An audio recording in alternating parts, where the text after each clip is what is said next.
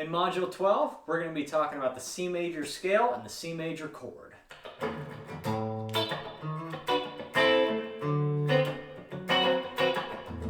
Alright, so a scale is just a specific set of notes that work well together with each other, and we know all the notes in the C major scale. C,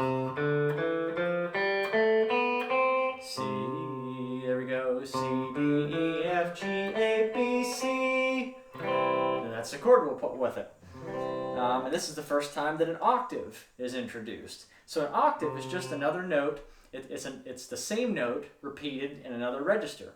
So we see we have the low C note here. The next time that it appears is up here. And you can see that this one is low and that this one is high.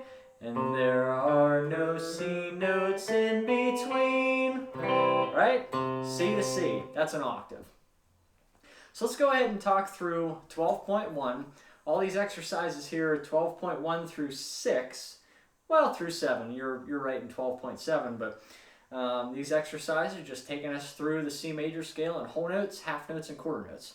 So let's check out 12.1, where we are ascending from low to high in the C major scale. Let's give it a try.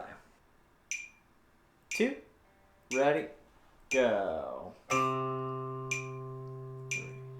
4, 2, 3, 4, 2, 3, 4, 2, 3, 4, 2, 3, 4, 2,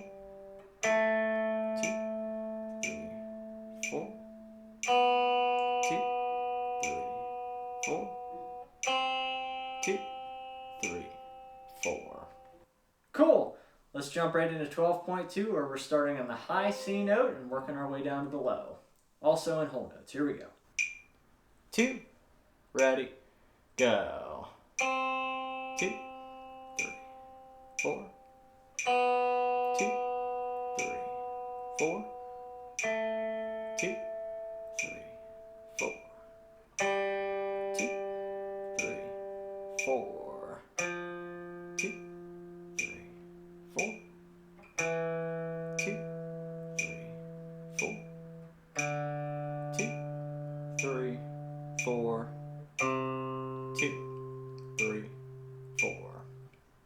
Okay, so with the whole notes, our notes are ringing out for a while, right? Depending on how fast or how slow you go. While you have one note ringing out, be thinking of where you have to put your fingers for the next one. You going from C to D, focus on your right hand. All right, I got to jump down a string and be nice and clean and careful when I do it to hit the right string. And then where am I putting the fingers on my left hand, right? There's always things to think about, and you're thinking about your timing, right? So not going too fast, not rushing through these, not going super crazy slow. And eventually working to memorize the order that these notes are played. So let's go ahead, let's jump into half notes. 12.3, doing the same thing, going low to high. 2, ready, go. 2, 4, 2, 4, 2, 4, 2, 4, 2, 4, 2, 4, 2, 4, 2, 4. 12.4 is just going back the other direction. Here we go. 2, ready, go. 2, 4, 2, 4, 2, 4, 2, 4, 2, 4, 2, 4, 2, 4, 2, 4. 12.5 and 12.6, we're splitting it up again. We're going up in quarter notes, down in quarter notes as well. It's 12.5, going low to high. 2, ready, go.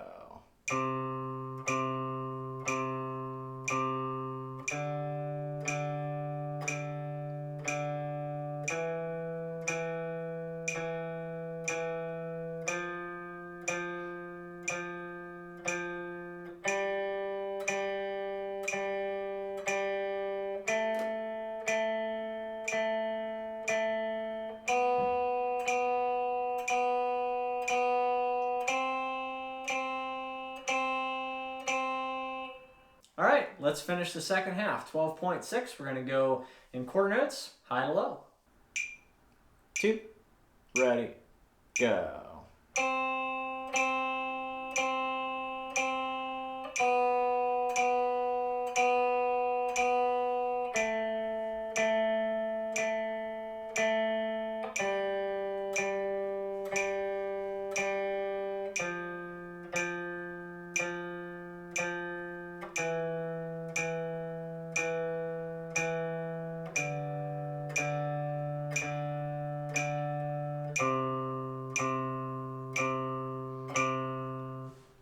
All right, with 12.7, you're writing in more notes. Starting with the low C note, you're going half notes, up to the high C note, 2 half notes per measure. Go ahead, write it out, and then practice playing it. Okay, so up to this point, we've been playing a bunch of notes. We're about to learn our first chord. And a chord is a set of at least 2 notes played together at the same time. All right, we're going to talk about the C chord. With the C chord, you're going to have your 3rd finger on the low C note, which is 3rd fret, 5th string. Your 2nd finger on the E note, which is 2nd fret, 4th string. The open G, you're going to take your 1st finger, you're going to play the 1st fret of the 2nd string, which is your C note, and then let the high E string ring out. Okay, notice I didn't say anything about this low E string. We don't want that one to ring out. So, depending on your hand size, it might be a little bit of a challenge. What I like to do, I like to wrap my thumb around top so that it barely touches the E string and it mutes it. So, right, I'm not pressing down, just nice and light. Another way you could do it is just really focus on your right hand and know that every time you strum, you're only going to strum 5 strings. I like to mute with my with my thumb, mute the low E, because if I'm strumming in a song, I don't want to think really hard about my right hand. And in a sense, it kind of limits me there. But it's all up to your personal preference. As long as that note isn't ringing out, because we don't want it to get all muddy, and it's just not as pretty. So you probably noticed when I was strumming, my right hand was moving freely across the strings. Because so far playing notes,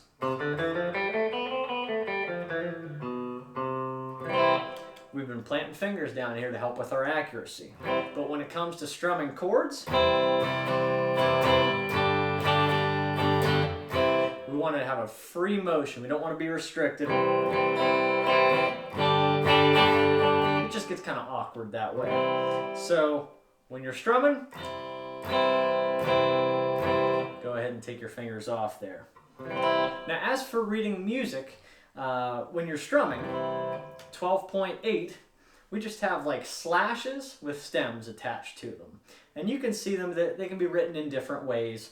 But the letter C for the C chord is written above the staff. And then we have those slashes for quarter note strums. Notice the first measure has the C written above the notes. None of the other measures have the C written. So it's assumed that until the music tells you otherwise, you're just going to keep strumming that same chord. And we have a repeat sign at the end of 12.8. So just keep strumming your C chord over and over again. Get comfortable with it.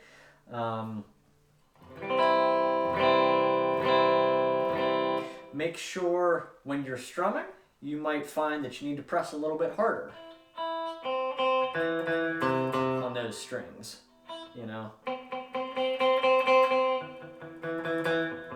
Because your fingers could be in the right place. We want to make sure we're pressing down hard enough, and we also want to make sure that we're playing with the tips of our fingers, because if we're not, could be muting a string.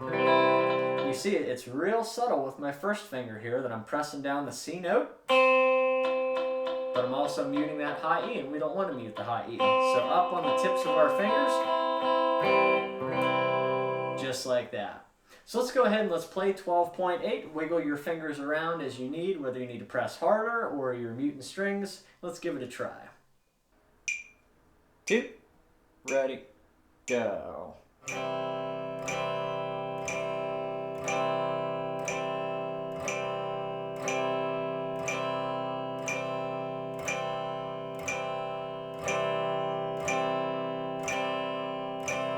Repeat.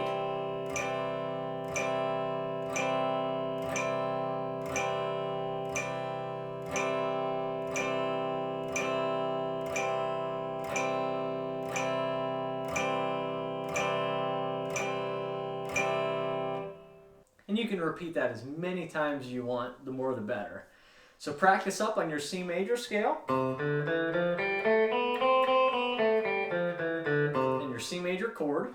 And we'll see you in Module 13 with a brand new scale and a brand new chord.